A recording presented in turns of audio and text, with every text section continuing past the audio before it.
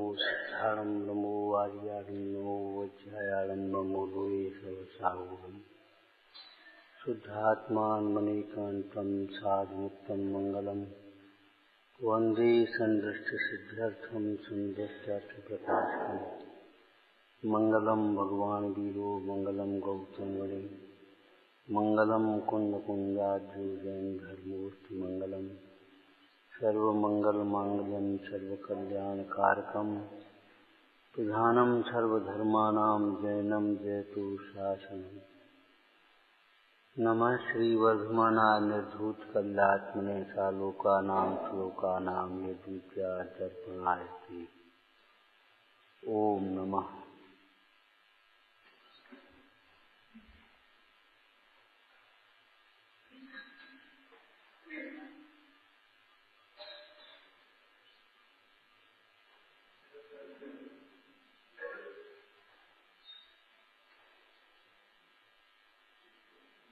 पंडित सदाशिवदास जी ने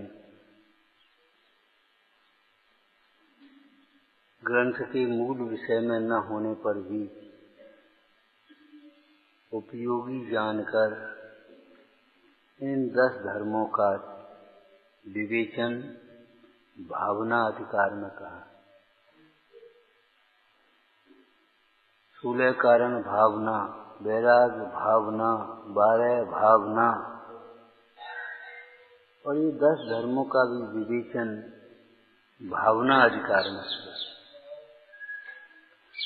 अधिकार का प्रारंभ करते हुए पंडित जी लिख रहे हैं, भावना सकल धर्म का मूल है।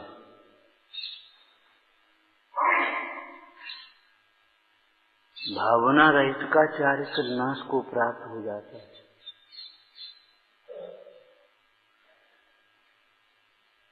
भावना अंतर से जुड़ा हुआ शब्द है। भावना भवनाशिनी और भावना भववर्धिनी। विपरीत भावना हो संसार बढ़ता है, दुख बढ़ता है, और सम्यक भावना हो संसार का भाव। एक शब्द है इसके साथ में भावुकता। ध्यान रखना, धर्म भावना प्रधान तो है, लेकिन भावुकता के लिए इस धर्म में कोई अवकाश नहीं। भावुकता अज्ञान में होती है, भावना ज्ञान में होती है।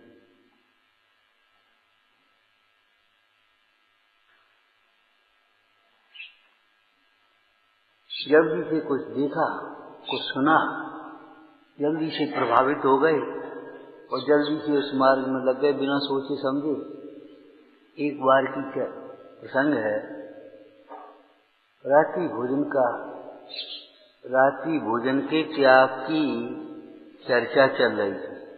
एक लड़का बोला, रात्रि भोजन का त्याग हमारा।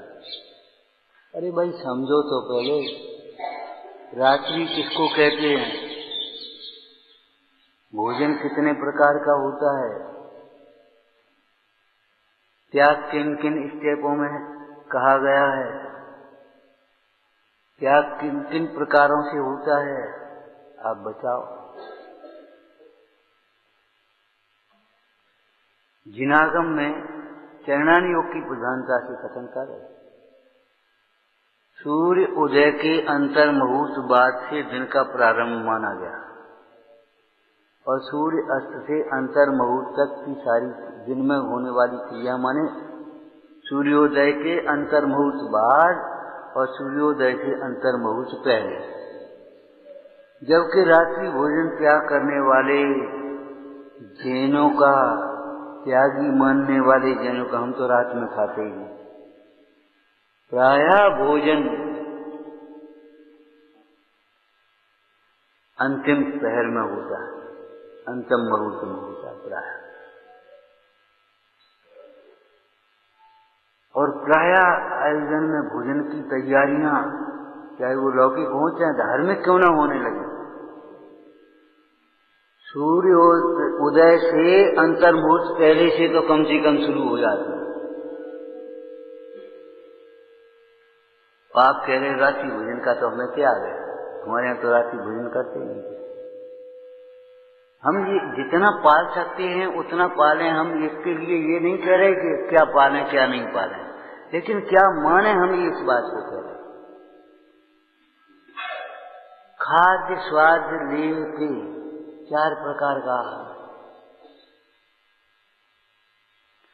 केवल अन्न की चीज नहीं खाते और सब कुछ खाते पीते और रात्रि भोजन में हम त्याग मान दिया आपने। भाई मानो तो नहीं, जितना मानो उतना ही तो मानो। एक अंश को पूर्ण वस्तु कैसे मान लेंगे आप? ऐसे रात्रि भोजन का एक इतना सा त्याग किया, अन्न का भोजन नहीं करेंगे हम, भोजन नहीं, और रात में हम खाते हैं, दूध ले लेते, मिठाई ले लेते, मेवा ले लेते, खीर ले लेते हैं, अवड़ी ले लेते, सब ले लेते।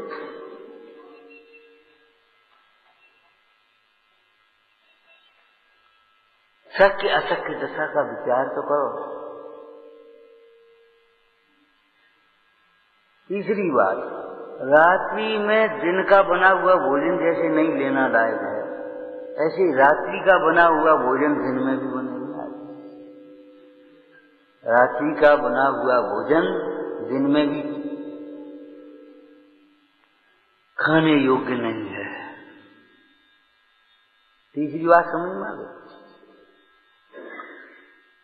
उसके बाद भीतर की बात में चलो।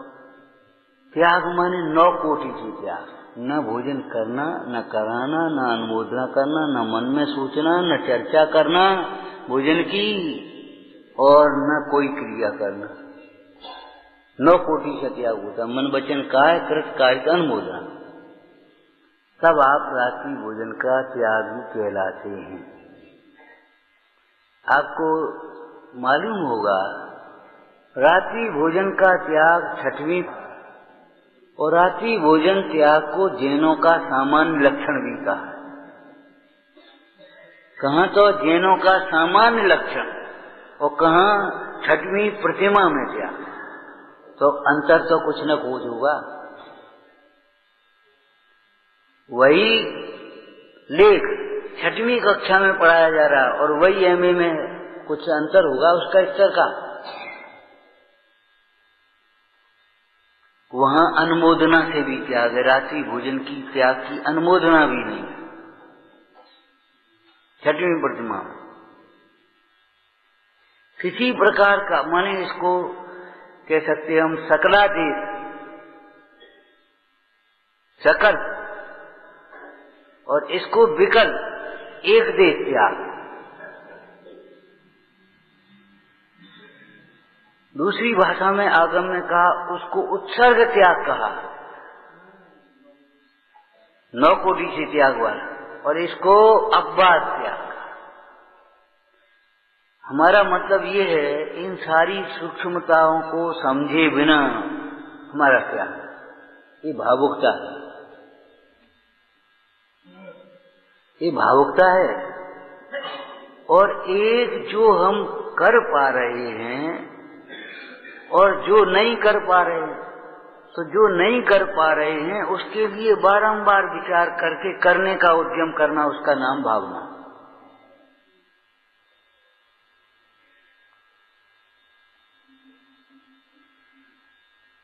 चलो चलते हैं, देखते। 4 दिन का कार्यक्रम बना के आए और 1 दिन में ही लौट गए। वहां व्यवस्था नहीं, मन नहीं लगा कुछ। अच्छा, और एक क्या करें, ऐसी भावना थी कि अब तो यहीं है, सुनते ही रहें, पढ़ते ही रहें, अपना कल्याण करें। ये भावना,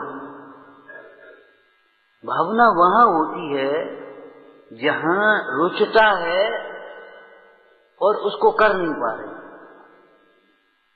आपने शिखर जी का वर्णन सुना और पहुंच नहीं पा रहे, तब तक भावना है कि भाई पहुंच जाए, हुआ एक बार शिखर जी तो करे यहाँ, एक बार शिखर जी तो करे यहाँ, एक बार शिखर जी तो करे यहाँ। ये भावना हो, ये सब आचरण की प्रधानता से कथन है।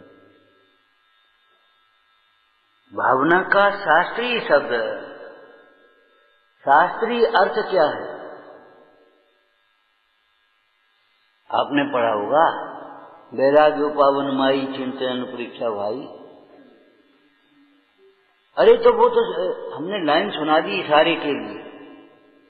भावना शब्द का क्या अर्थ किया है? संसार से भोगों से वैराग्य के लिए, अपने वैराग्य को उत्पन्न करने के लिए, अपने वैराग्य को बढ़ाने के लिए, पुष्ट करने के लिए संसार से भोगों के स्वरूप का बारंबार विचार करना, ये भावनाएं कहलाती हैं। ये अध्रुव है, ये शरीर संयोग अध्रुव है, विनाशी क्या असरा है। कब तक? जब तक संसार से राग टूट न जाए, उपयोग हट न जाए, बारंबार विचार कर। अरे भाई, यात्रा कब तक करते हैं? जब तक गंतव्य न मिल जाए तब तक चलते रहते हैं। ऐसे इनका गंतव्य क्या है, हमारा लक्ष्य क्या है? पर ये 12 भावनाओं का पाठ नहीं। अभी आपने वैराग्य पाठ संग्रह पाठ, और अब तो और दशा हो गई, पाठ हमारी कैसेटों में आ गई। हृदय में आना चाहिए, सो कैसेटों में आ गई। और हमारे धार्मिक दिखने के एक प्रदर्शन के चिन्ह बन गए। सवेरे उठे, कैसेट लगाई और अपनी दैनिक चर्या में लग गए, जो कुछ लगना है। कौन ध्यान दे रहा, क्या पढ़ा जा रहा है, क्या नहीं पढ़ा जा रहा। हम ये कह रहे हैं, ऐसे पाठों से आपका कैसे कल्याण हो पाएगा?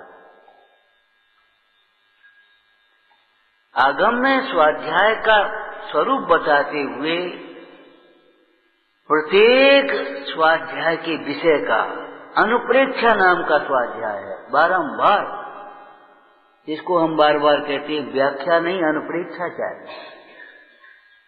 गुरुओं के कहे हुए अर्थ को अंतरंग में बारंबार विचार करना। और अनुप्रेक्षा शब्द का तो अर्थ अलग होता है। क्या होता है संस्कृत में? अनुप्रेक्षा, जैसे अनुसरण, अनुशासन, ऐसे अनुप्रेक्षा, उसका अनुसरण करते हुए प्रेक्षा, अपने स्वभाव को देखना, वहां तक पहुंचना। भोगों के स्वरूप का विचार करते हुए भोगों से विरक्त होकर अपने स्वरूप को देखना, तब अनुप्रेक्षा पूरी होगी। ये बौद्धों में तो प्रेक्षा नाम का ध्यान ही लगाते हुए, प्रेक्षा बस देखो, बोलो नहीं, कुछ करो नहीं, सुनो नहीं, प्रेक्षा देखते रहो। लेकिन देखने से पहले देखने लायक को समझ लेना। ये शरीर की श्वास केवल ये देखने लायक नहीं है। अगर देखना में आए तो उससे शिक्षा ग्रहण करना, अगली श्वास आई ना आई भयभीत होने की बात नहीं। श्वास, उच्छ्वास ये आत्मा का आत्मभूत लक्षण नहीं। जीव का अनात्मभूत लक्षण कहा गया है, जीव है, बस इतना। लेकिन आत्मभूत लक्षण नहीं है। श्वास के बिना भी सिद्धालय में जीव रहता है, विग्रह गति में जीव रहता है, श्वास के बिना भी। ये बाह्य जीवन, लौकिक जीवन श्वास से चल रहा है, निमित्त निमित्त संबंध देखकर श्वास को लक्षण कहा गया है। श्वास का सदुपयोग करना। भजनकार ने लिखा, श्वास में सुमिरन कर ले। श्वास में सुमिरन कर ले। श्वास को देखने लगे, बस उसको ही देखते रहो। 0 1 0 बना लिया, उसको देखते रहो। 1 2 3 बना ली, उसको देखते रहो। ये तो सब उपयोग को एकाग्र करने के बाह्य अवलंबन प्रथम भूमिका में हो सकते हैं, लेकिन ये कोई धर्म के अंग नहीं है, ये कहना है। धार्मिक क्षेत्र में तो देखने लायक अपना शुद्ध आत्मा है और दिखाने लायक अपना शुद्ध आत्मा।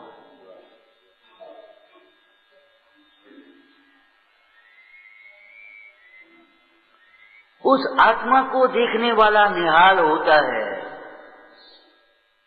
और आत्मा को ही न देखने वाला बेहाल होता है, दुखी होता है।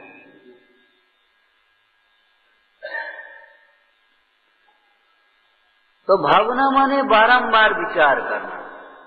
इस प्रसंग में हमने दो बातें कही थी आपसे, यहां भी कही होगी पहले।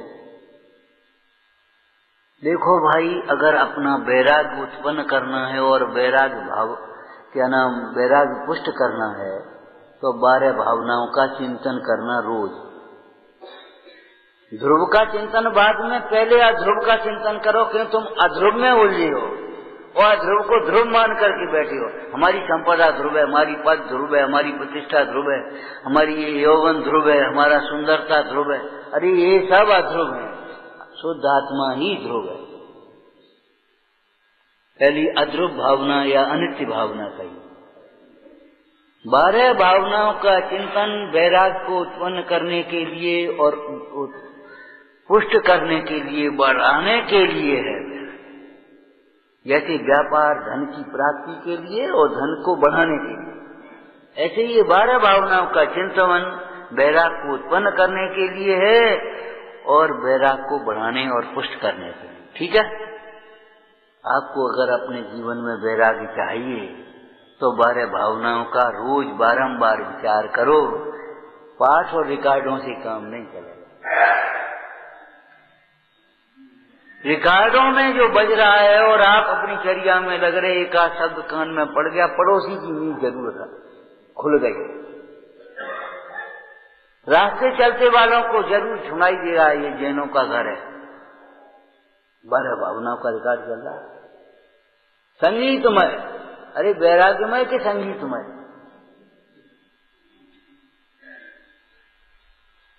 और देखो कैसी आश्चर्य की बात है, ये वैराग्य भावनाओं के रिकॉर्ड की जिम्मेदारी हमने किसको दे दी? जिसके जीवन में वैराग्य नहीं और कोई लक्ष्य भी नहीं।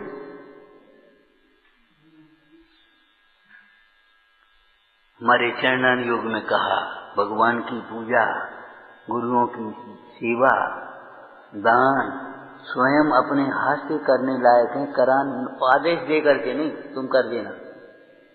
और हमने इन 12 भावनाओं का एक संगीतमय कैसेट रिकॉर्ड बना लिया और बस चालू कर दिया और अपनी तीसरी समझ ली। हमारे यहाँ तो सवेरे से कैसेट चलते हैं और तुम क्या करते हो? हम तो नहीं उठ पाते और जरा काम में लगे रहते हैं, कैसेट चलती बस। ये क्या है? धर्म का प्रदर्शन, धर्म नहीं, धर्म का उपक्रम भी नहीं है। तो नहीं चलाएं? अरे नहीं चलाने की बात नहीं है, समझने की बात है। और तीर्थ प्रवर्तन के लिए 16 कारण भावना, दर्श विशुद्ध भावना भाय 16 तीर्थंकर पद पाए। तीर्थ प्रवर्तन में ये भी आ गया, उपदेश आ गया। 16 कारण भावनाओं का ध्यान रखना, वक्ताओं को ध्यान रखना, दर्शन विशुद्धि होना चाहिए। स्वयं आत्मा का अनुभवन करो, स्वयं जिनदेव को ही शरण देखो। अपने ऊपर मुसीबत पड़ी सो देवी देवताओं में इधर उधर घूमने पड़े और यहाँ बातें कर रहे हो, समझ ये बात अच्छी नहीं है।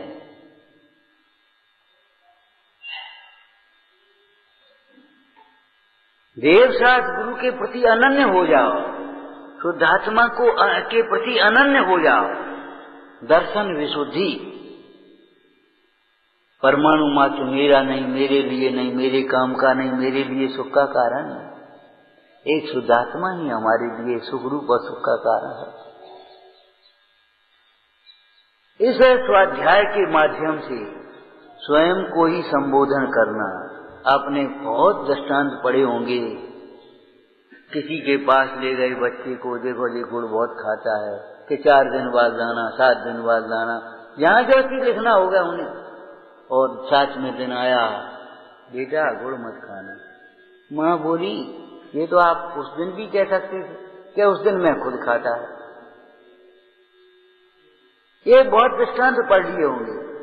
लेकिन हम ये आपसे कह रहे हैं कि ये जो उपदेश है वो स्वयं के आचरण के लिए भी है, स्वयं के श्रद्धान के लिए है, मात्र दूसरों को सुनाने के लिए नहीं।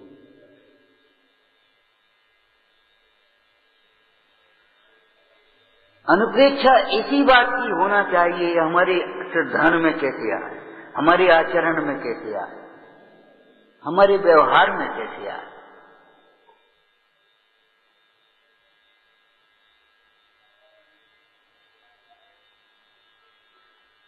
सोलह कारण भावनाएं 30 प्रवर्तन का हेतु है। 16 कारण भावनाओं को भाने वाले जीव तीर्थंकर होते हैं और तीर्थंकर होकर के स्वयं ही उनके द्वारा धर्म तीर्थ की प्रवृत्ति होती है बिना राग के। इसको समंतबद्ध स्वामी ने कैसे लिखा? अनात्मार्थम बिना राग।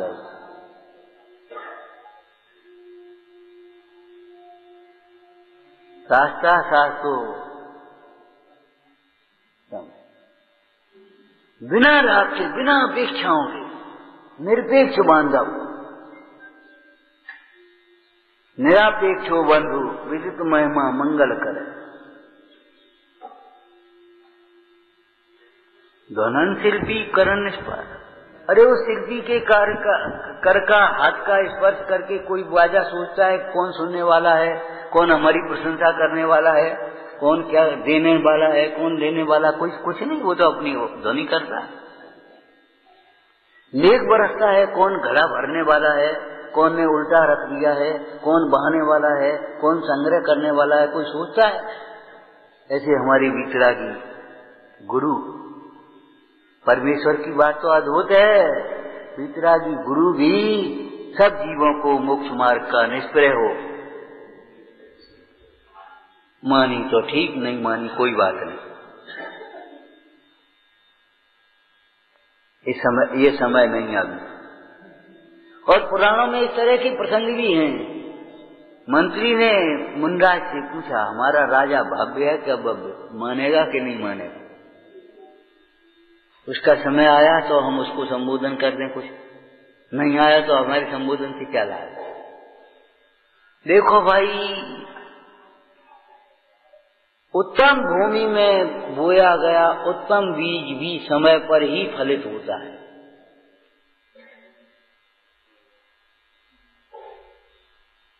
समय पर ही फलित होता है।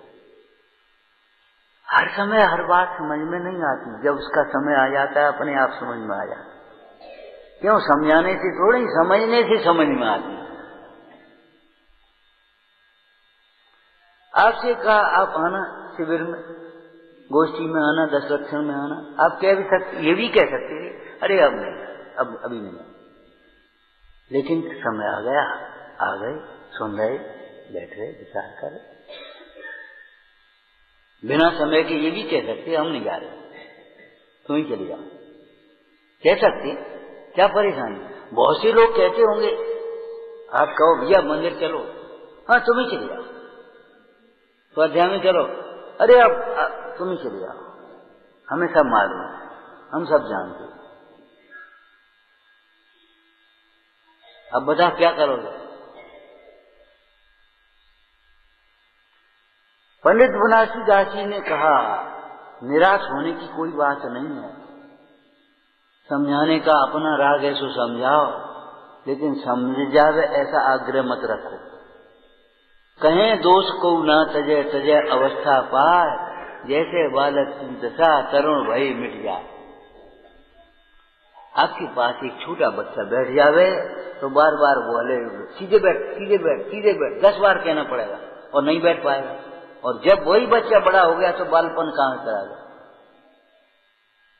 अपने आप चला गया। जैसे बालक की दशा तरुण भई मिट जाए, ऐसे अज्ञान की दशा ज्ञानी भय मिट जाए। अज्ञान में जो भाव होते थे दुर्भाव, ज्ञान होने पर स्वयं में मिट गए।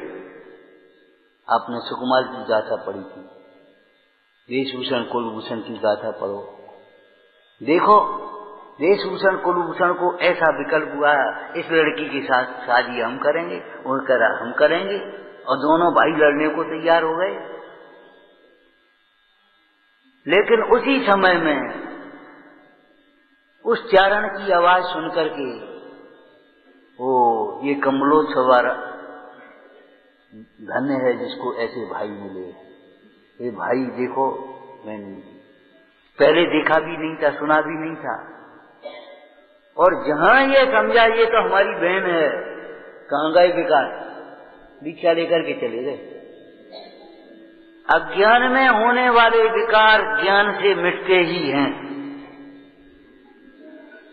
हमारी सारी समस्याओं का समाधान सम्यक ज्ञान के अभ्यास में है।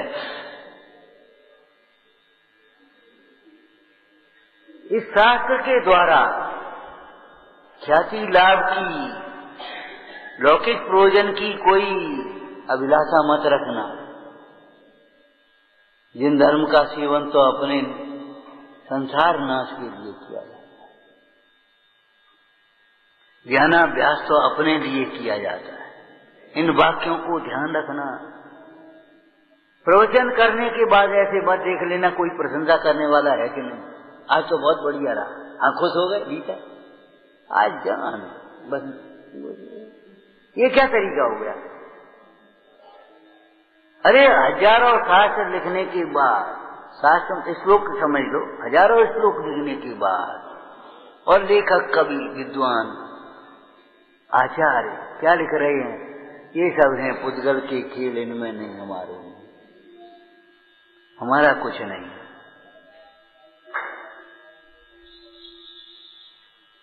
भावना देखो, आपकी पूजा हो, चाहे स्वाध्याय हो, चाहे कोई बड़ा से बड़ा अनुष्ठान हो, चाहे छोटे से छोटा अनुष्ठान हो, आपका क्या है उसमें? पैसा पुद्गल, स्थान पुद्गल, वस्त्र पुद्गल, बर्तन पुद्गल, भाषा पुद्गल। एक आपके भाव ही तो हैं, पूजा के समय हो चाहे स्वाध्याय के समय। और अगर भाव नहीं जुड़े आपके, तो आपको क्या मिलेगा?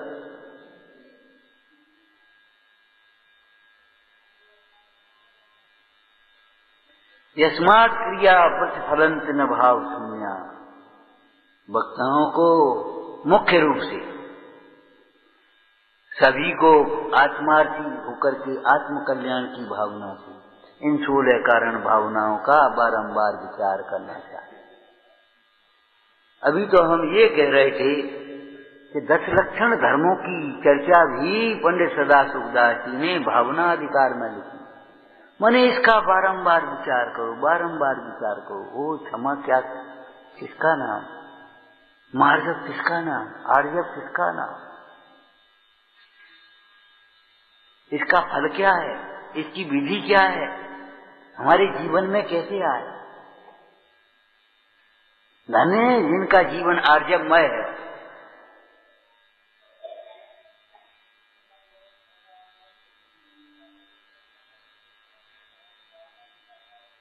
धन्य पुरुषों की, सरल पुरुषों की प्रशंसा करना सीखो, स्तुति करना सीखो।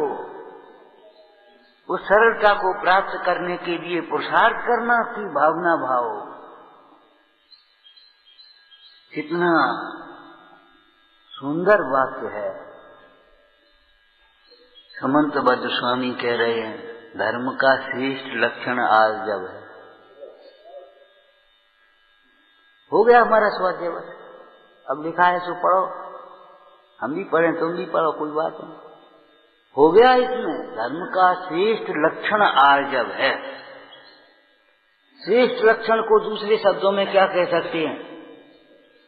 निर्दोष लक्षण। किसे कहते हैं निर्दोष लक्षण? अतिव्याप्ति, अव्याप्ति, असंभव दोषों से रहित। इसका मतलब है धर्मात्मा, कल कहा था विनयवान होगा ही, निश्चित है। जहां विनय नहीं है वहां धर्म नहीं हो सकता, क्षमा नहीं है वहां धर्म नहीं हो सकता। ऐसे ही यहां समझना, जितने धर्मी जीव होंगे सरल होंगे, उनके जीवन में सरलता होगी निश्चित। अगर कुटिलता, कपट, छल प्रपंच, मायाचारी, भ्रष्टाचारी, जो कुछ भी शब्द कहें हम उनके, अगर जीवन में आते हैं, दुर्भाव आते हैं, तो आर्जव धर्म नहीं हो सकता, धर्मात्मा तो नहीं हो सकता। हम रोज पूजा करते हैं कि करो भैया, मने कब कर रहे हैं? और वहीं लड़ने लगे मान प्रतिष्ठा के लिए, तो क्या होगा तुम्हारा? क्या प्रभावना करोगे?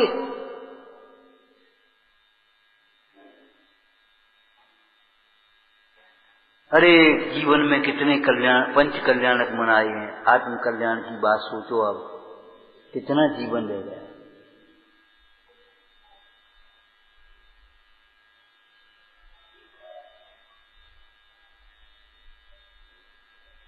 आज आपको देख करके हम नहीं कह रहे हैं ये बात।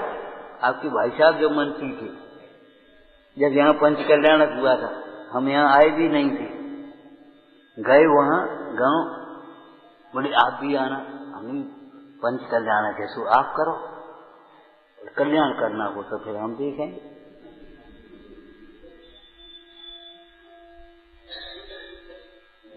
कल्याण अपना करने की बात सोचो। दान दो व्यवस्था के लिए नहीं, अपने कल्याण के लिए। पूजा करो व्यवस्था के लिए नहीं, प्रभावना मात्र के लिए नहीं, अपने कल्याण के लिए। अपने स्वरूप की प्राप्त हे प्रभु मैंने। कोई लौकिक प्रयोजन मत रखना, लौकिक प्रयोजनातीतम।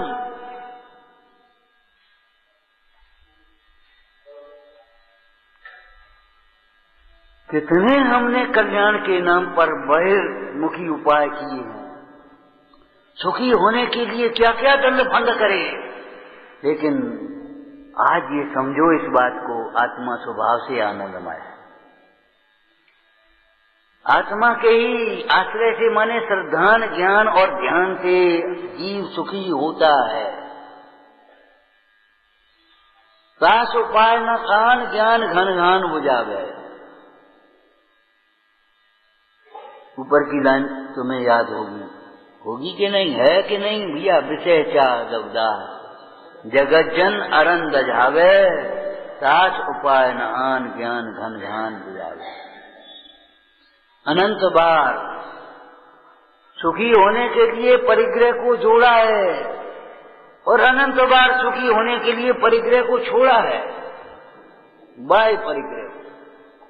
लेकिन अंतर की मूर्छा नहीं तोड़ी, अपने स्वरूप को नहीं पहचाना, सुखी नहीं हुआ। अरे सोने के आभूषण पहनने से खीर मिश्री थोड़ी हो जाएगी, मिश्री चाहिए वहां तो है 40,000 तोले का है। अरे बना रहे 40,000 तोले से क्या मतलब? सोने से अब थोड़ी आएगी, मिठास मिश्री में से आएगा। निश्चित है कि कुछ और संभावना है, गुंजाइश है कुछ और कोई गुंजाइश है नहीं है। तो फिर ये बताओ सुख आत्मा से आएगा, अब इसमें गुंजाइश क्या? जब मिठास मिश्री से ही आती है तो सुख आत्मा से ही आता है, इसमें क्या बात है? कौन सा शास्त्र देखना है? ज्ञान को वस्तुनिष्ठ बनाओ, अपने ज्ञान को स्वभाव से जोड़ो, मात्र शास्त्र नहीं। एक बार कही चीज ध्यान हो तो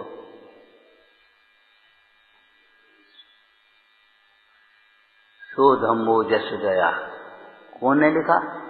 मालो कुंद कुंदाचा, दंथन मूलो धम्मो, कौन ने लिखा? कुंद कुंदाचा। कितने वर्ष पहले? तो 2000 वर्ष से पहले क्या होता था? क्या मिथ्या दर्शन धर्म का मूल होता था? 2000 वर्ष से पहले क्या मिथ्या दर्शन मोह सुख का मूल होता था?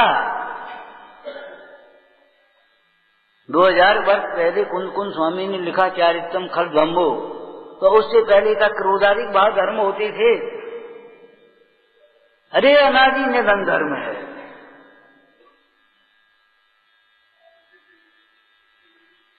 तीर्थंकरों ने भी बनाया नहीं है, आदिनाथ ने भी। ऋषभदेव की बात कह रहे हम, महावीर की बात नहीं कह रहे। महावीर ने तो नहीं बनाया, ऋषभदेव ने भी इस धर्म को बनाया नहीं, बताया है। केवली प्रणतो धम्मो, निर्मितो धर्मो नहीं। केवली भगवान द्वारा निर्मित नहीं है, केवली भगवान द्वारा बनाया हुआ है। अरे गन्ने का मिठास बताया जाता है कि बनाया जाता है?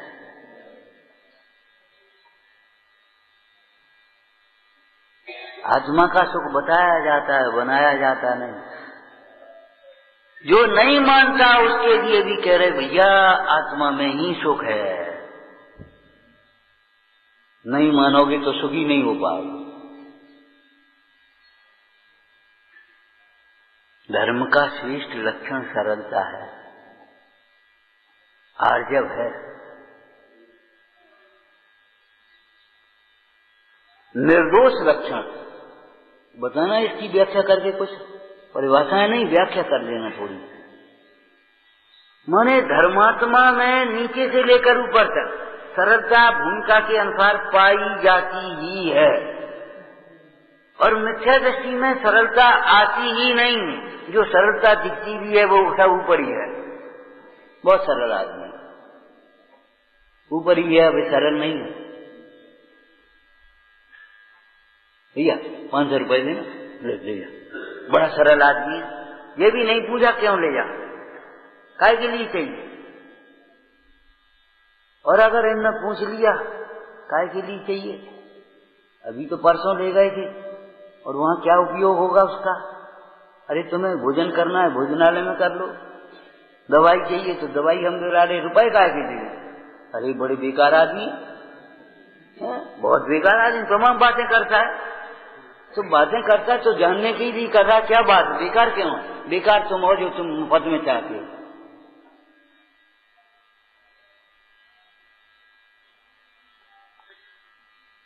अरे कुंदकुम स्वामी तो कह रहे हैं भैया छल करना नहीं और छल ग्रहण नहीं करना। स्वयं छल नहीं करना और छल ग्रहण नहीं करना। लिखा है न घेतव्यम। दर्शाऊं एक विभक्त को आत्मा तने निज विभव से। दर्शाऊं तो करना प्रमाण। आगे बोलो। न छल ग्रहो छलना। सरल किसे कहते हैं और कहाँ सरलता चाहिए। ध्यान रखना, हर वस्तु में दो आएंगे, एक मिथ्या एक सम्यक। तो सरलता में भी दो रूप होंगे, एक मिथ्या एक सम्यक। मिथ्या सरलता भी होगी, मिथ्या उदारता भी होगी, मिथ्या विनय भी होगी, जिसको विनय मिथ्या कहते हैं, और सम्यक भी होगी। होंगे दो कि नहीं, हर भावों के दो रूप होंगे कि नहीं। तो मिथ्या सरलता भी होगी। किसी ने जो कही सो मान ली। गंगा गए गंगादास, यमुना गए यमुनादास, अपना निर्णय कुछ नहीं है, जिसने जो कहा तो मान लिया। ऐसी सरलता नहीं चाहिए, ऐसी सरलता खतरनाक है।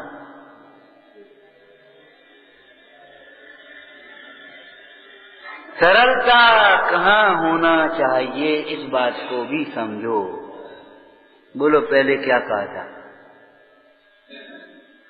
सरलता होना चाहिए अपने दोस्त को स्वीकार करने में। केवल दूसरों का दोष नहीं, मेरी भी गलती है, मेरा ही दोष है, मेरा ही उदय है। ये सरल पुरुष का काम है। धर्मात्मा सरल होते ही हैं, और जो सरल होते हैं वे धर्म को प्राप्त कर ही पाएंगे। नहीं कर पाए ऐसा नहीं है, अवश्य करेंगे, लेकिन कुटिल जीव नहीं कर पाएंगे। किस प्रकार नहीं कर पाएंगे, इसी शास्त्र में क्या लिखा है। अरे पढ़ करके आए होगे कम से कम, कि हमारे ऊपर ही छोड़ दिया सब। ध्यान रखना, तुम्हारा कल्याण हम नहीं कर पाएंगे, हमारी क्षमा से तुम्हारा कल्याण नहीं होगा, तुम्हारी क्षमा से तुम्हारा कल्याण होगा। क्या लिखा है, जैसे बांके म्यान में, बांका शब्द लिखा ढूंढाड़ी में, टेढ़ी म्यान, सूदी तलवार प्रवेश नहीं करती। जिसका छेद ऐसा टेढ़ा हो, उस मोती पोना कितना कठिन पड़ जाए। अरे एक छोटी सी कील भी अगर टेढ़ी हो जाती है तो ठुकना मुश्किल हो जाता है। जब ये दृष्टांत तुम्हें सत्य लगते हैं तो सोचो वक्र परिणामी को धर्म शरण ग्रहण कैसे कर पाएगा। कम बुद्धि वाला कर पाएगा धर्म को ग्रहण, लेकिन वक्र परिणामी नहीं कर पाएगा। जो शब्दों से कुछ है, अभिप्राय में कुछ है। अंतर में ख्याति लाभ का जिसका अभिप्राय होता है, साकार धर्मामर्थ में लिखा, उसके कभी विशुद्धि होती ही नहीं। और विशुद्धि बिना देखना क्या काम करे। जिसका ख्याति लाभ का अभिप्राय हो गया, लोग मुझे जाने पहचाने, मैं वक्ता, मैं भी कुछ जानता हूं, चाहे सुनो, चाहे पढ़ो, चाहे पढ़ाओ, चाहे पूछो, नहीं हो पाएगा कुछ भी। ये दिखाने का मार्ग नहीं, देखने का मार्ग है। इस मार्ग का मूल सम्यक दर्शन है, प्रदर्शन नहीं। क्या दिखाना चाहते हो? हमारे पास पैसा है, अरे पैसा है तो उसका सदुपयोग कर लो, नहीं तो बबूला की तरह उड़ जाएगा, उसमें क्या दाम। क्या दिखाना चाहते हो? हम बहुत सुंदर हैं। ये कपड़े पहन करके क्या दिखाना चाहते हो? हम कोई बड़े आदमी है। अरे बड़े आदमी तो उसको कहते, लौकिक दृष्टि से कह रहे हम, जिनका सोच बड़ा हो, जो छोटे को भी अपना समान समझे। हमारे देश की तो संस्कृति है, पहले भी कह रहे, आज भी कह रहे हैं, भैया राजा अपने को प्रजा का सेवक कहता है।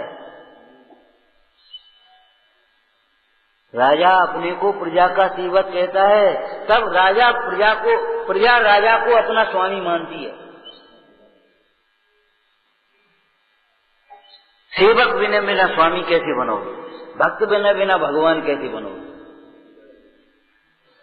भक्त बने बिना भगवान कैसे बनोगे? आप ये सोचो पहले।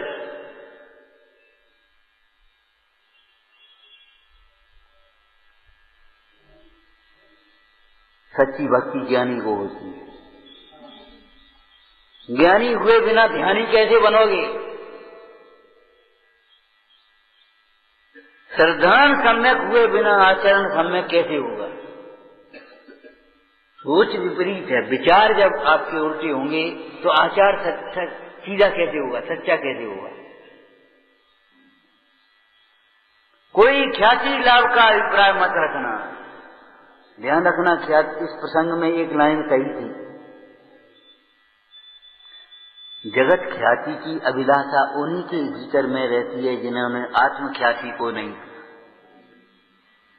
जिन्होंने आत्मख्याति प्राप्त कर दी, उनकी ख्याति क्या करना, कहाँ करने? दुनिया हमें जाने के नहीं आने, हमें क्या मतलब। बल्कि हमारे योगीश्वर तो निर्जन जंगलों में और गुफाओं में जाकर के बैठती हैं, कोई देखे भी नहीं, और उनकी सुगंधी अपने आप फैलती है। वे वहां जाकर के आत्मा को भाते हैं और उनके जीवन से, उनके नाम से प्रभावना होती है, उनके दर्शन से प्रभावना होती है।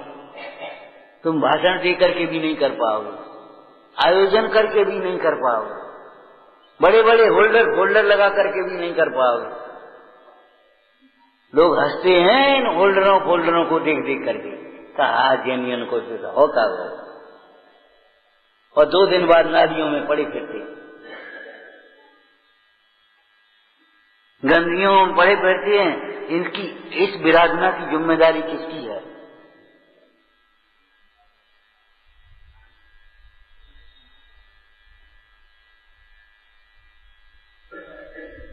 हम कह रहे, हमने देखा है, पहले एक चिट्ठी आ जाती थी, मंदिर में लग जाती थी, आयोजन हो जाते थे, जिन्हें जाना पहुंच जाती थी।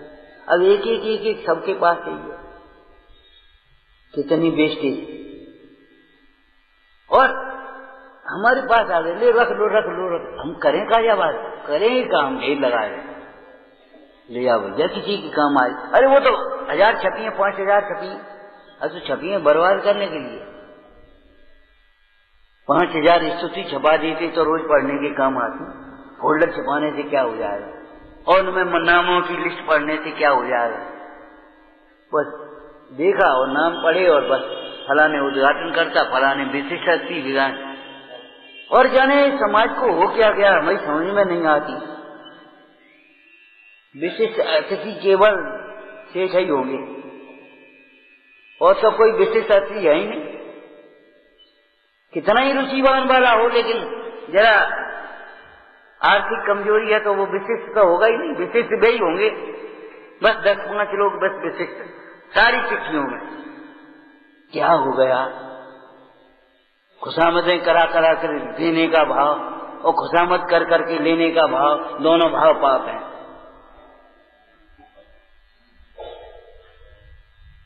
याचना मत करो, भिखारी मत बनो, भगवान के भक्त बनो। अगर तुम्हें नहीं है तो कोई बात नहीं था।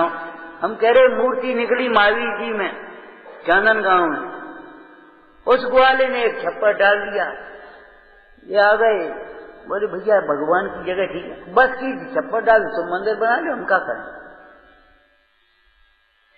हमारे गांव में आज भी अटारियों पर मंदिर हैं। सहयोग की बात अलग है, हमारा भी लग जाए, लेकिन चंदा की बात नहीं है, याचना की बात नहीं है, भिक्षा की बात नहीं है। कार्य होता हो तो हो, नहीं होता हो तो नहीं हो। अपना कार्य करो, अपना कार्य करो। हमारे वीतराग परमेश्वर, वीतरागी गुरु ये नहीं कह रहे सोना चांदी चाहिए, कोई विशिष्ट VIP स्थान चाहिए। इस बात को कभी मत भूलो, भगवान की से मंदिर की शोभा है, मंदिर की से भगवान की शोभा नहीं है। इस मंदिर में भी देखने लायक एक इनकी मुद्रा है, देखो तो सही।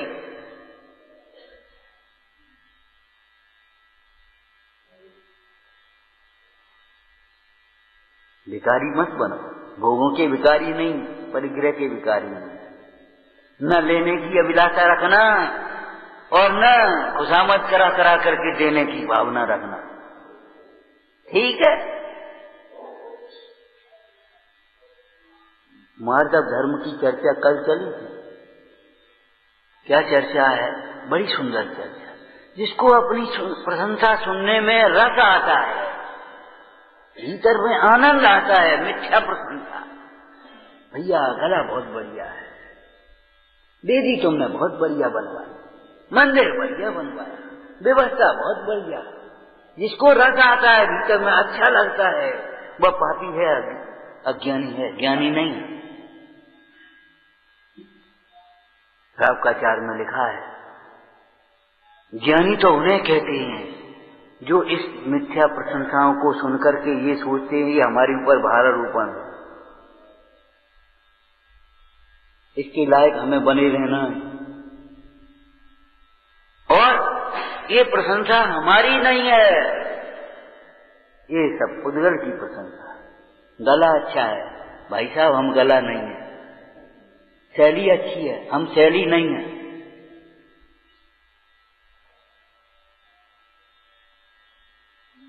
दृष्टांत अच्छी है, हम दृष्टांत नहीं है।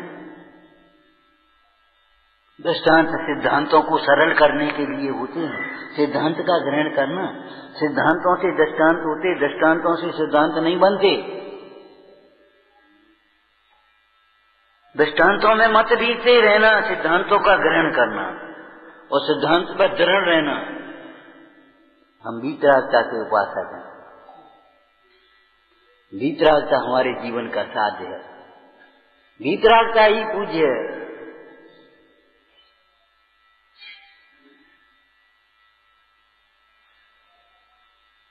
एक वैसी चर्चा है, एक व्यक्ति के पास कोई आ गया, बोले तुम हमें पूजो, तुम हमें मानो, तुम हमें ऐसा करो। बोले सुनो, हमसे अगर पूजा चाहिए तो वीतरागी हो जाओ पहले। हमसे अगर पूजा चाहिए तुम्हें, हम पूजे तो वीतरागी हो जाओ पहले, वीतरागिता की पूजा कर सकेंगे हम, बाद बाकी पूजा नहीं कर पाएंगे हम।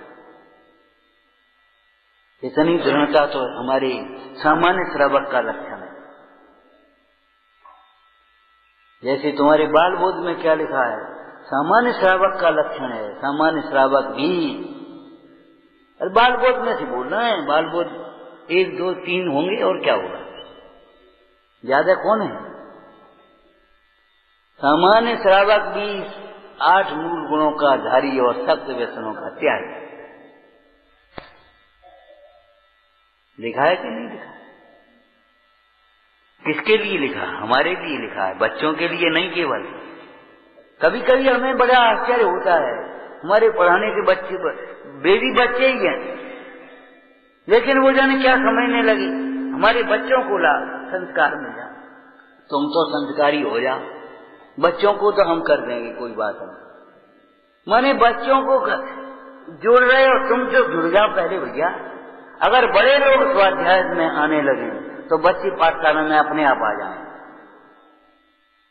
और अगर बड़े स्वाध्याय में नहीं आएंगे तो पाठशाला में कैसे आएंगे?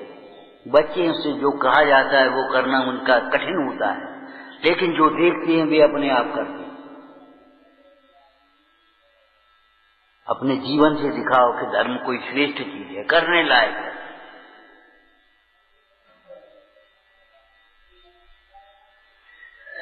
धर्म का श्रेष्ठ लक्षण सरलता है।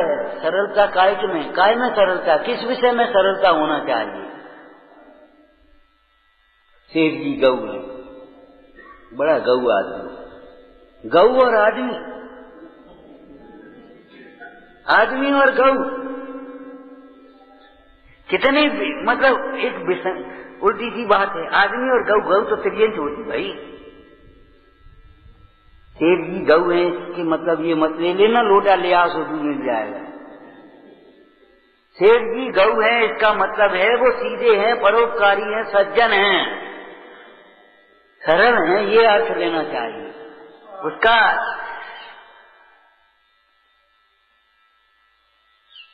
धर्म भी पहचानो, किसमें उपमा दी गई है? सेठ जी को गऊ की उपमा क्यों दी गई? ये आदमी मेरा बैल है, तो बैल की उपमा क्यों दी गई? आदमी को नहीं, आदमी बैल नहीं हो सकता, लेकिन आदमी अपने परिणामों से बैल कहलाता है, और आदमी मर करके अपने परिणामों से बैल बनता है। ये बैल भी बने हैं, किसी पर्याय में हो सकता है आदमी हो। आदमी अपने परिणामों से बैल कहलाता है, और आदमी अपने परिणामों से बैल बनता है, बैल पर्याय में जाता है। उसका कहना असत्य नहीं है, व्यवहार में है, लेकिन सीधा सीधा पूरा पूरा अर्थ मत लेना।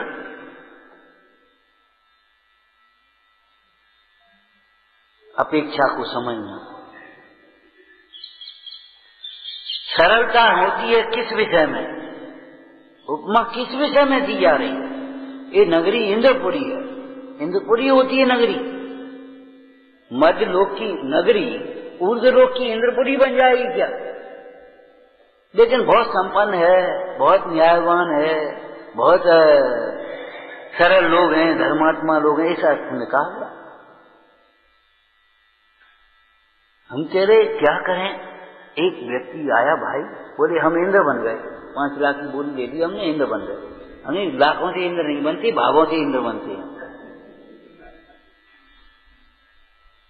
इंद्र बनना है तो भगवंतों के प्रति श्रद्धा सीखो, भक्ति सीखो, समर्पण सीखो, तब इंद्र बन पाओगे। पैसा से इंद्र बन रहे,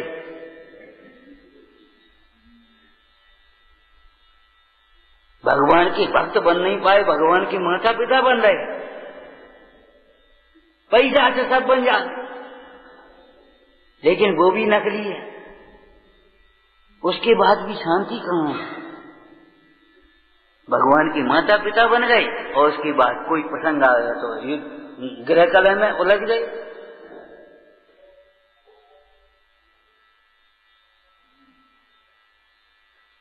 समाज की कलह में उलझ गए। माने इस समाज की क्या दशा होगी जहां समाज के इलेक्शन हैं संसदों के इलेक्शन की तरह होने लगे। हमने तो बहुत समय देखा है, 4 जने बैठ गए, भैया बेटा अब हमसे तो समर्थ नहीं, बुढ़ापो है, अब तुम संभालो। अरे दादा आप ही रखो, हम आपके काम सब करेंगे, लेकिन नहीं, ये चाबी कुंजी अपने पास ही रखियो। वे कह रहे हैं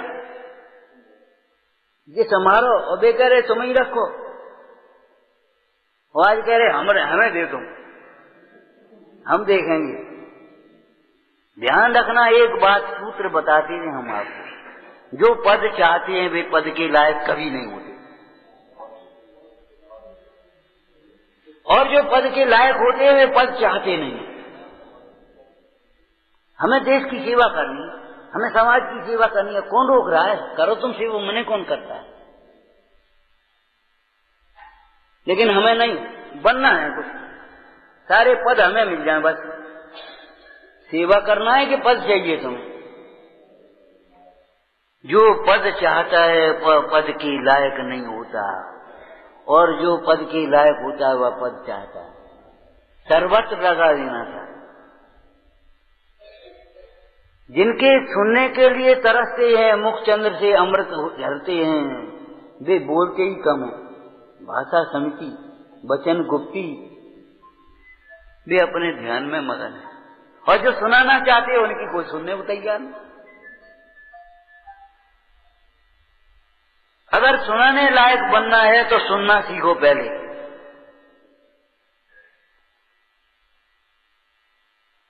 सुनना सीखो, जब अच्छा सुनोगे तो अच्छा बोलोगे, और जब सुनोगे ही नहीं तो बोलोगे कहां फिर?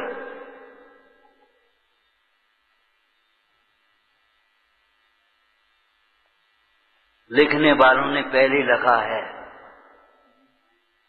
लिखने वालों ने पहले लिखा है, ये लिखे हैं लिखने के लिए लिखे हैं, शोभा के लिए नहीं, मंदिर सजाने के लिए नहीं, जीवन सजाने के लिए। पढ़ो, सूतक पाठक भी हों, आंखें कमजोर भी हों, अलमारियां बंद भी हों, तो भी ये खुले हैं। पढ़ो और विचार करो, पढ़ो और विचार करो, और देखो देखो देखो कि है क्या वस्तु का। तो सरल किस विषय में होना? दोषों को स्वीकार करने में। सीता ने क्या कहा? राम का कोई दोष नहीं, प्रजाजनों का भी कोई दोष नहीं, मेरा ही उदय है।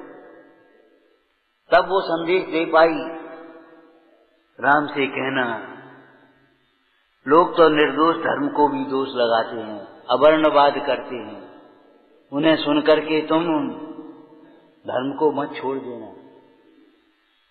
कितने संतुलन में ये वाक्य बोल पाई होगी सीता,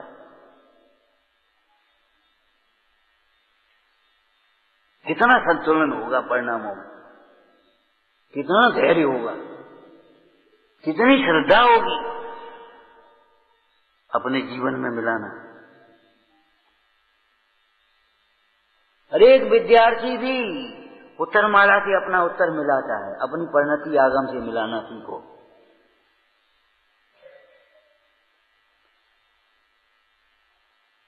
बारसैन कहते, पिताजी आपका दोष नहीं है, हमने नियम ले लिया, अब हम दीक्षा ग्रहण करेंगे। झूठा चोरी का आरोप लगा दिया, हाथ डाल दिया, तो सूली पर चढ़े सिंहासन पर, वो सूली का सिंहासन बन गया, और सुदर्शन सेठ कह रहे नहीं नहीं कोई का दोष नहीं, सूली थी तो कोई किसी के प्रति द्वेष नहीं, और सिंहासन हो गया तो राग नहीं और व्यंग नहीं, व्यंग नहीं। तुमने तो भाई मन की कर ली, तुमने तो सूली लगाई गई थी, तुम्हारे बस चलते तो तुम तो रहन दे थी, काऊ को रहन थोड़ी दोगे तुम। व्यंग नहीं, नाना जीव है, नाना उदय है, नाना परिणति है। करिए सरल तुम योग अपने, देख निर्मल आदि,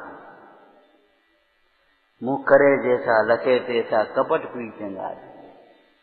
हमारा मुख गंदा है, हमारा मुख गंदा है, रोना मत रो, अगर तुम साफ कर लोगी तो चेहरे में साफ दिखाई देगा।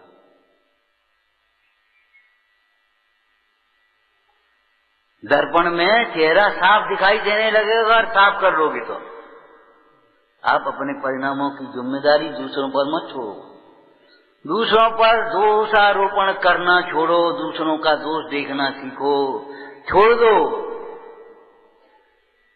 अपना दोष देखने में सरल। 1 मिनट में स्वीकार कर लो हमारी गलती है। हम कह रहे एक अधिकारी था, पहले ही सुनाया था, एक अधिकारी था, कोई बड़ा मेला लगा, अधिकारी की ड्यूटी थी। और वो पुल वुल बना दिए, वो फाटक वाटक लगा दिए रोकने के लिए, एक एक जाओ, दो दो जाओ सब। और संयोग की बात उस आदमी की लापरवाही हो गई, फाटक जरा सा खुल गया और भीड़ चली गई, सो टूट गया, 10-5 मर गए। उसकी जांच पड़ताल के लिए लोग आए। जांच कमीशन जब आया तो उसने पहले पूछा अधिकारी से, किसकी ड्यूटी थी, फाटक किसने खोला? अधिकारी से ये प्रश्न किया कि किसकी ड्यूटी थी, फाटक किसने खोला? अधिकारी बोला किसी की ड्यूटी हो, अधिकारी मैं था, मेरी आज्ञा से खोला गया होगा, मेरी आज्ञा से बंद हुआ होगा, माने ये दोष मेरा है, इसका नहीं, लापरवाही मेरी है। अधिकारी सामने है तो अपने आप सारी बात समझ जाएगी, सुलझ जाएगी। अपने से छोटों को सताने में, दबाने में, दोष देने में बड़प्पन लगता है, लेकिन जब बराबर का आ जाए तब, और बड़ा आ जाए फिर आप इनसे चाहे जैसे बोल लो, हमसे बोल के बताओ, इनसे चाहे जैसे बोल लो।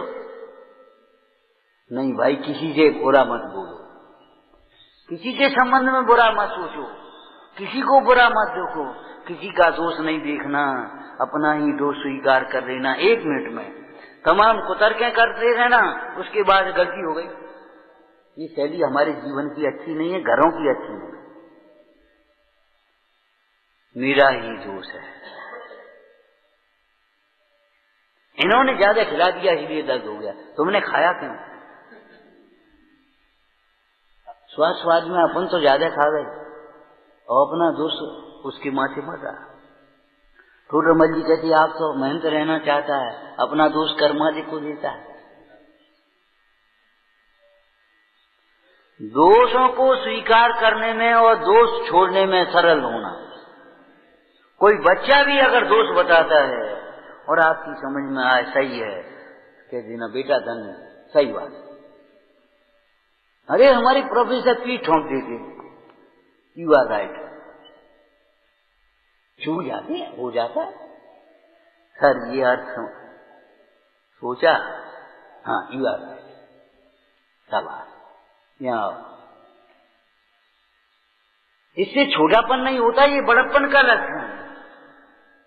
उत्तम आर्जव कहा ना, उत्तम पुरुषों का ये चिन्ह है सरलता। ये कोई कमजोरी नहीं है हमारी, ये कोई दोष नहीं है, समझे सो समझता रहे, ये तो कमजोर हैं, कायर हैं, दब्बू हैं, जो कुछ भी कहना हो तुम्हें कहो। दोषों को स्वीकार करने वाला और दोषों को दूर करने के लिए उद्यमी होने वाला कमजोर और कायर नहीं है, वो महान है।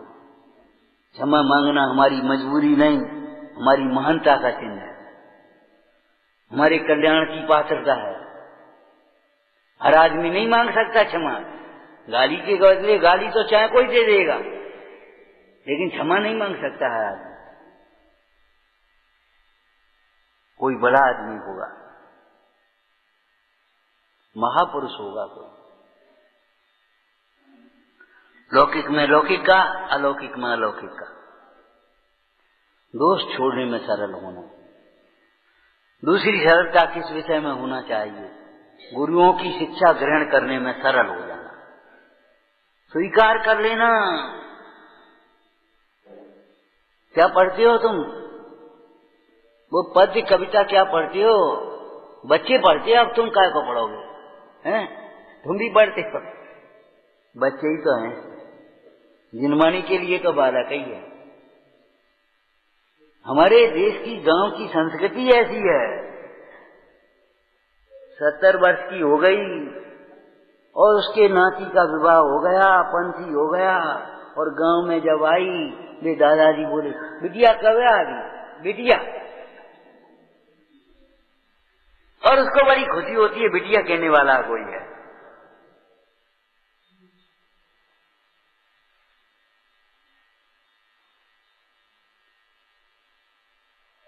अपने दोष सुनने में सरल होना, स्वीकार कर लेना, गुरुओं की शिक्षा को सहज भाव से स्वीकार करना, कुतर्क मत करना, निग्लेक्ट मत करना। ये सरलता, ये पात्रता है, पात्रता की बात कर रहे हैं हम आपसे, धर्म की बात नहीं कर रहे अभी।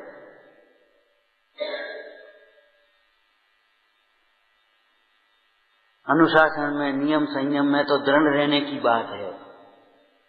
उस अधिकारी से पूछा, उसका दोष आपने अपने माथे क्यों ले लिया कर्मचारी का? अधिकारी का उत्तर मालूम क्या था? अधिकारी बोला, फिर हमारे अंडर में काम कौन करेगा? अगर हम उसको बचाएंगे, हमारे अंडर में काम कौन करेगा?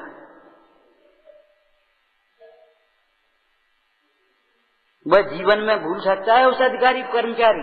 नहीं भूल पाएगा। एक आपसे बार बार कहते, देखो भाई, उपकार का मौका कभी मत चूकना, अपकार का बदला भी उपकार से देना, ये सज्जनता की निशानी है। उपकार का मौका कभी मत चूकना। हमारे मुनीश्वर समाधि कराने के लिए अपने नियम को गौण करके भी वहां पहुंच जाते हैं।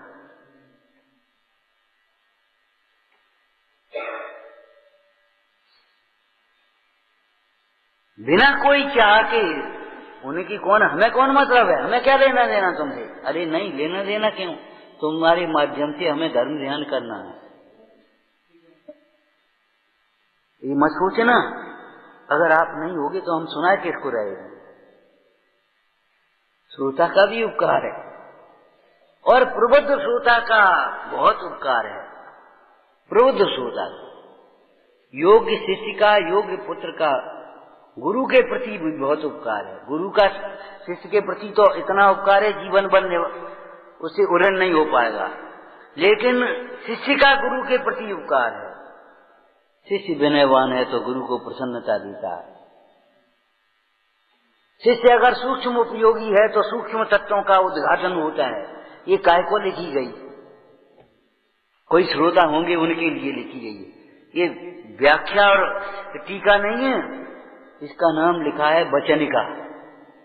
और आज का नहीं ये प्रसंग है, जब हमारे मंदिरों में 4-4 लोग बैठने वाले थे, उस समय भी कम पढ़े लिखे लोग थे, उस समय भी ये बात वचनिकाएं होती। वचनिका बोला है इसको। ऐसा लगता है पढ़ते समय एक ही चीज को बेर बेर कह दिया,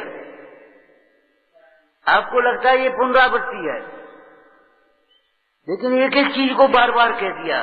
वही 8 मद वहां कह दिए, वही 8 मद दर्शन विशुद्धि में कह दिए, वही 8 मद वहां कह दिए। 4-4 जगह एक ही प्रसंग लिखा है। ऐसा लगता है जैसे पंडित जी सामने बैठ करके लाड़ से, प्यार से, ताड़ना से समझा रहे हैं। भो भव्य भू आत्मन भी कहा और रे पापी ऐसे भी बोला।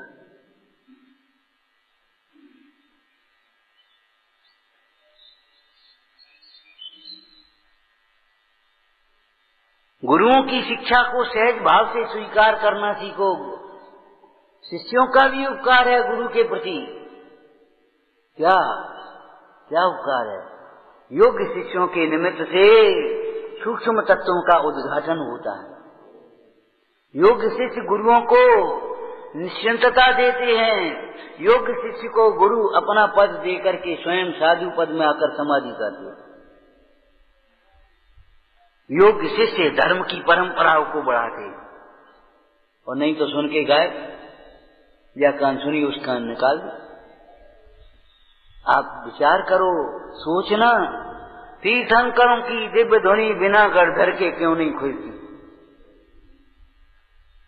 एक गढ़धर ही है और कोई श्रोता ही नहीं है, इतने सब बैठे हैं। ये का मूर्ख है, वो मूर्ख ऐसा सुन करके ही, ऐसा सोच करके ही निकल पड़ा था सम्मोचन से बाहर।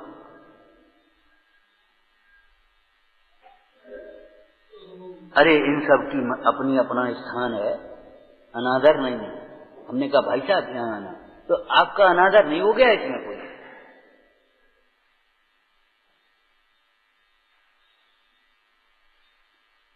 अनादर नहीं हो गया? अनादर करने वाले तो आपका अभिमान है, आप उसको अनादर समझ रहे हो।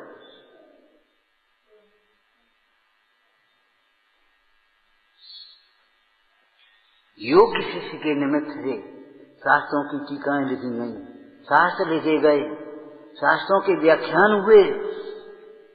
काय के लिए हुए, किनके लिए हुए? तीर्थंकरों की ध्वनि गर्दर होने पर क्यों खुलती है? कि गर्दर में ऐसी ताकत है, ऐसा उसका क्षयोक्षम है, वो द्वादशांग की रचना कर पाता, हर आदमी थोड़ी कर ले। तीर्थंकर की धुनी गर्दर ने सुनी, अंग रचे चुन ज्ञानमय। ये तो और सुरता तो सुन करके चले जाएंगे, योग्यता प्रमाण ग्रहण करेंगे, व्रत ग्रहण करेंगे, संयम ग्रहण करेंगे, लेकिन वो गर्दर तो उसके द्वारा द्वादशांग की रचना करे। इस धर्म की परंपरा को आगे बढ़ाएगा।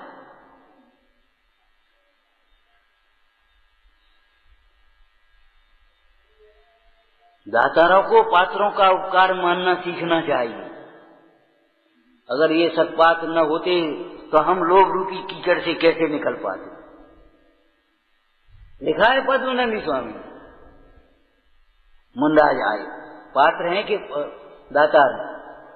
आहार दान के लिए तो पात्र ही हुए, लेकिन जो श्रावक है उनकी पूजा करने के बाद आहार दे रहा है। पूजा करने के बाद, हे प्रभु, हे गुरु,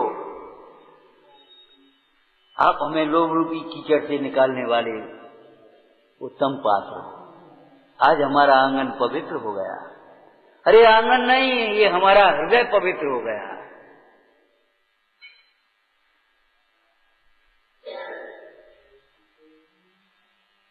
पात्रों का सवेरे कहा था हमने आपसे, खुशामद करा करके देने की वृत्ति, खुशामद कर करके लेने की वृत्ति अच्छी नहीं है। ये समाज के पतन का कारण। चिंता मत करो, सावधान करो, जिसका जितना जहां जब जैसे लगना है वो लगेगा, रुकेगा नहीं।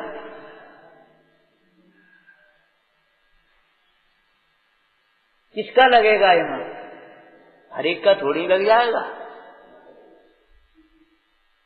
अरे हमारे युग के आज में भरत चक्रवर्ती ने सोचा, इतना वैभव हम कहाँ लगाएं? मुंडाज तो 2 ग्रास आहार लेकर के चले आते, इसी प्रॉपर्टी इसमें क्या खर्च हुआ? तब उन्होंने कैलाश पर्वत पर मंदिर बनवाए, धर्म की परंपरा आगे चलाई। तब ब्राह्मण वर्ग की स्थापना की उन्होंने, वृत्ति वर्ग, और उनसे कहा, भैया सुनो, आप लोगों को आजीविका की चिंता नहीं करनी है, आपको धर्म अनुष्ठान कराने हैं, धर्म काम करने हैं, धर्म की प्रभावना करनी है, आपके लिए जो सब तैयार। ये विद्वान कभी कभी ढूंढने लगते हैं, 20,000 में मिल जाए, 5,000 में मिल जाए। अरे विद्वान मिलता है विनय से और सेवा से। और हम तो कह देते कई बार, अगर आपको विद्वान चाहिए तो कान खोल करके सुनो, अगर छोटा है तो बेटे के समान कम से कम समझो। बेटा उतना जेब खर्च में खर्च कर देगा, उसको तनख्वाह नहीं दोगे, और विद्वान चाहिए तुम्हें।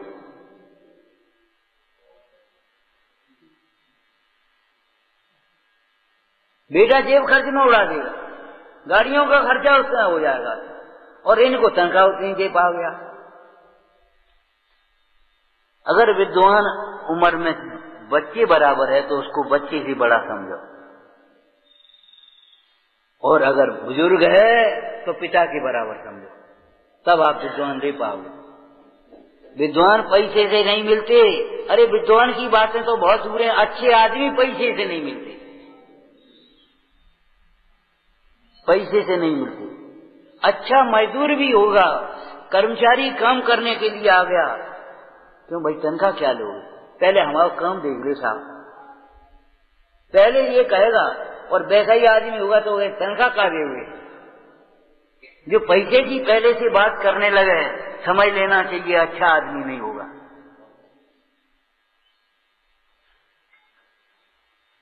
अच्छा आदमी यही कहेगा, भले वो कर्मचारी के लिए आया हो आपके लिए काम के पास, भैया तनख्वाह का ले हुए, पहले हमारे साहब काम तो देख ले, तब आप जो समझो सो दे दिए।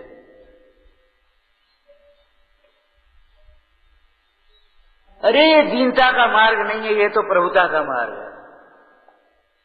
जीवन में किसी बिंदु पर, किसी स्थान पर दीनता करने के लिए गुंजाइश नहीं। दीन भयो प्रपंच पे मुकच कहां से हो। दीन होकर के अगर भगवान की भक्ति करोगे याचना से, तो अभी भक्ति का फल नहीं मिलेगा, मुक्ति नहीं मिलेगा, मुक्ति का मार्ग भी नहीं मिलेगा। ये हम व्यवहारिक सरलता की बात कर रहे हैं। गुरुओं की शिक्षा को सहज भाव से स्वीकार कर देना। देखो उसका एक दृष्टांत बताएं। एक बार एक मंदिर का जीर्णोद्धार होना था, 10-20 लोग बैठे थे। बोले भैया सबके सहयोग से होगी, फंड वंड तो ज्यादा होते नहीं मंदिर में किसी, तो ठीक है 500 रुपया हमारे लिखो। भैया 500 थोड़े होते हैं, 500 से कैसे काम भैया, 5 लाख को काम है, 500 तुम बताए तो और कैसे काम। तो बता, तुम बता दो 50,000।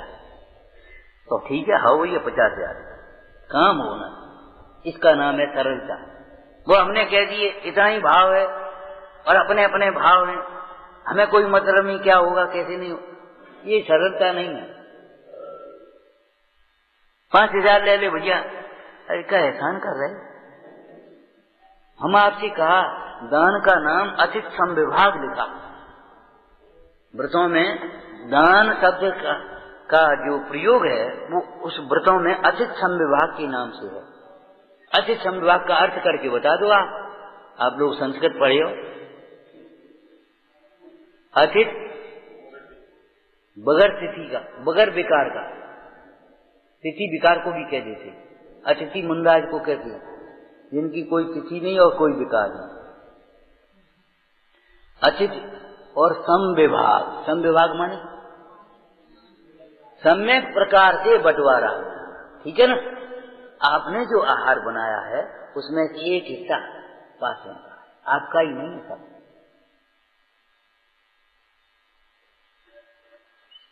उत्तम पात्र मिले, मध्यम पात्र मिले, जघन्य पात्र मिले, दीन दुखी मिले, उपकार करने के बाद ही, देने के बाद ही भोजन करना। शास्त्र में लिखा है जो आहार दान दिए बिना आहार करता है उसकी भाव विशुद्धि नहीं होती। चौका में 4 विशुद्धि हैं, द्रव्य शुद्धि, चित्त शुद्धि, काल शुद्धि और तो भाव शुद्धि कहाँ हुई तुम्हारी। हमें आज भी एक दृष्टांत तुम्हारे यहाँ का याद है, सुन रहे हो। वो रही साहब, उन्हीं की धर्मशाला में पंडित जी रहते थे और समझ गए, उन्हीं की धर्मशाला में रहे और उन्हीं के चौके में भोजन करते थे। लड़के का फलदान आया, एक नियम बना दिया था समाज में, 1 रुपया से और नरियल से पक्की होती थी। उन्हें थाली में 100 रख दे चांदी की चलते ही थे, 100 चांदी की और मिला दिए, 1 से 1 हो गए। ऐसी पंचायत की बुलवा होता था पक्की होने में। तो ऐसे बैठे, पंडित जी की निगाह गई, बोले कहा है क्या थाली में, कहा है थाली दिखाइए। और थाली में जो 1 से 1 रुपया देके और खड़े होकर के बस हमारा गरीब भाई तो लुट गया, हमारा गरीब भाई तो लुट गया, हमारा गरीब भाई तो लुट गया। रईस साहब बेचारे घबराए कि होकार क्या बात हो गई। पंडित जी बात क्या हुई, बात क्या हुई है जी दिखाते हो। जब 1 रुपए का नियम है तो ये 100 रुपए का को रखे। जिस परंपरा को हमारा गरीब आदमी नहीं निभा सकता उसको तुम क्यों चला रहे, तुम बड़प्पन दिखा रहे हो अपना। पगड़ी उतार के पंडित जी के चरणों में रखी। पंडित जी आज की बात कभी नहीं करी, भूल हो गई। ऐसा अनुशासन चलता था और नियम बना लिया। बंजी चलती थी उस समय गांव में अपना अपना माल बेचने के लिए बंजी, बनज छोटे व्यापार को कहते हैं, तो वो बंजी कहते थे। तो बंजी करने भी कोई व्यापार, जो छोटे छोटे गरीब लोग जाते ही थे दुकान। और रईस साहब जब गए किसी प्रसंग में, उनका जाना हुआ, तो देखते थे देखो गांव में कोई अपना साधर्मी आया कि नहीं आया, उसको बुला तब भोजन करेंगे।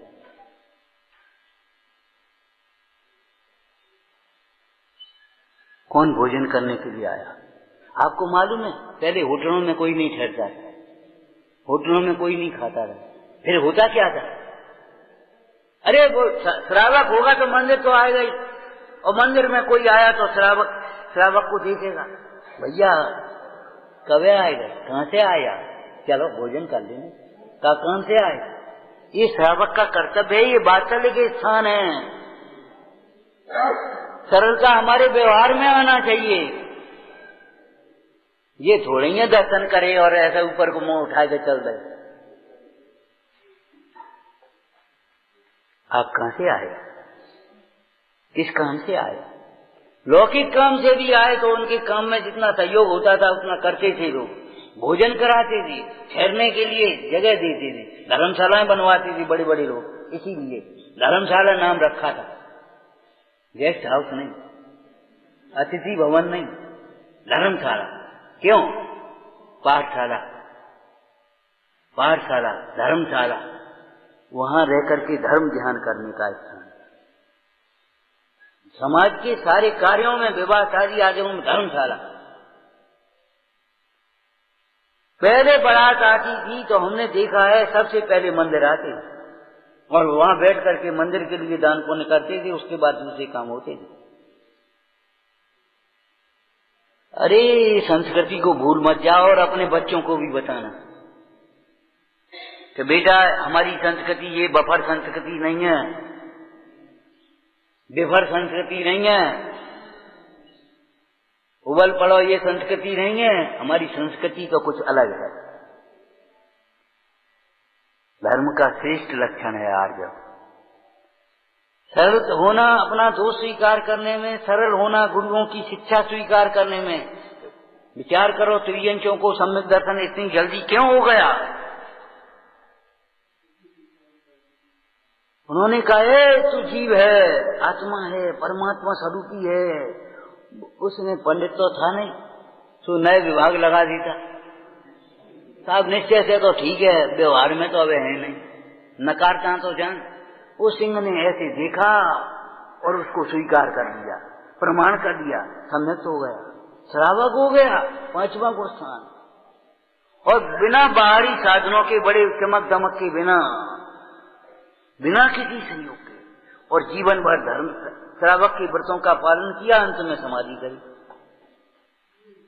अब आप सोचिए धर्म कितना स्वाधीन है। धर्म किसका नाम है?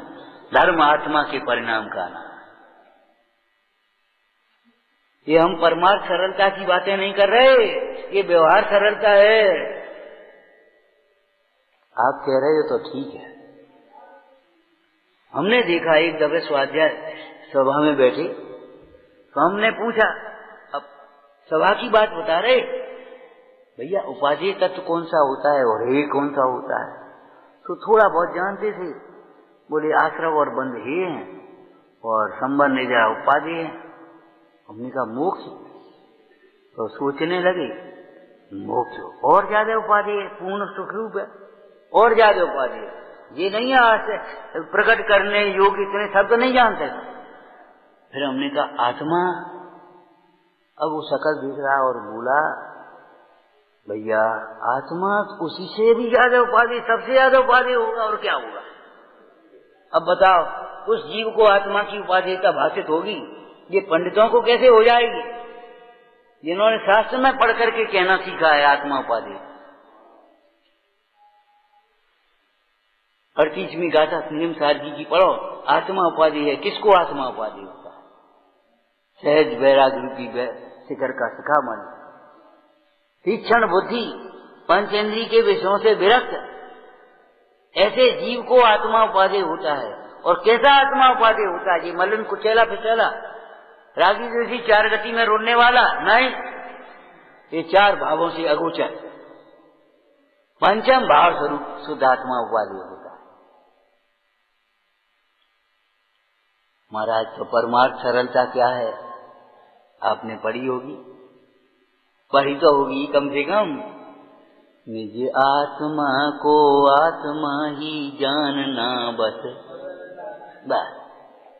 सरल आदमी वो होगा जो पराई वस्तु को अपना नहीं मानेगा, मैं आत्मा हूं बस, अकेला आत्मा। ये सरलता का परमार्थ सरलता है। साधकों की संगनी, आनंद जननी सरलता।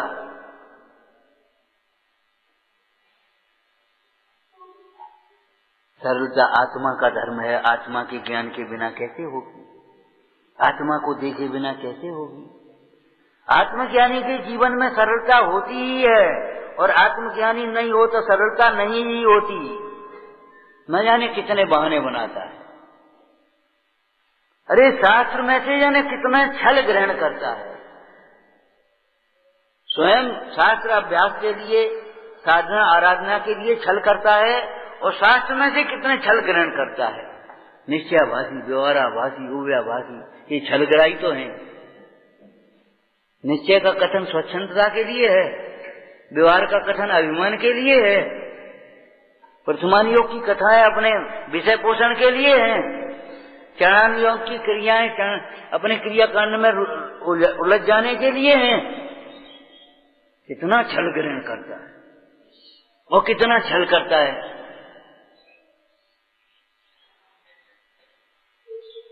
हाँ, कोई बहाना नहीं बनाओ। क्या लिखा है? अरे कल पढ़ी थी भैया, आज दयानंद राय जी की हो गई तो कोई बात हो रही है। कौन जा रहे हैं? बस कोई बहाना मत बनाओ। हमारे पास बुद्धि नहीं है, बहुत बुद्धि है, झूठ मत बोलो। हमें शक्ति नहीं है, बहुत शक्ति है। अरे बुद्धि नहीं है, ज्यादा बुद्धि की जरूरत भी नहीं है। कल कोई बात कही थी, ईमानदार होने के लिए बहुत धन की जरूरत नहीं है, शीलवान होने के लिए बहुत सुंदरता की जरूरत नहीं है, धर्माराधन करने के लिए बहुत बुद्धि नहीं चाहिए, सम्यक बुद्धि चाहिए। अरे बिना बुद्धि वाला हमारा एक सामान्य रोगी भी डॉक्टर की मानते हुए, विश्वास रखते हुए इलाज करा लेता है। ऐसे कम बुद्धि वाले की भी गुरुओं की ऊपर श्रद्धा रखते हुए, गुरुओं की आज्ञा को मानते हुए अपना कल्याण कर लेते। बुद्धि का कोई बहाना मत बनाओ। पंडित टोटरमल जी क्या कह रहे हैं? बोलो। अब सब प्रकार से अवसर आया है। तुम कह रहे हो हम ज्यादा है कि नहीं, हम नहीं समझ सकते। आप संगी हो असंगी हो? क्यों नहीं समझ सकते? संगी हो क्या संगी हो बताओ? हम नहीं कर सकते।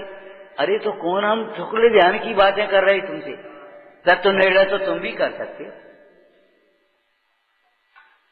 सम्यक दर्शन में तो कोई शक्ति की जरूरत, संगठन की जरूरत नहीं है।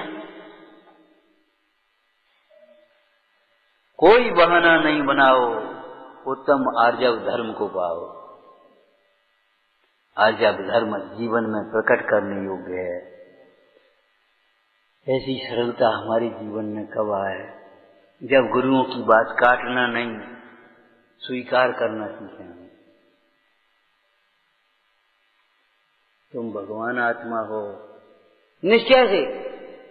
काट क्यों रहे हो? वे भी निश्चय से ही कह रहे हो। तुम उन्हें समझा क्यों रहे हो? उड़ा क्यों रहे हो? भैया स्वाध्याय किया करो। बात तो ठीक है, लेकिन क्या करें, समय नहीं मिलता। इसमें तो हमारा ही कल्याण है। लेक्चर काय को दे रहे हो? स्वाध्याय करना शुरू करो।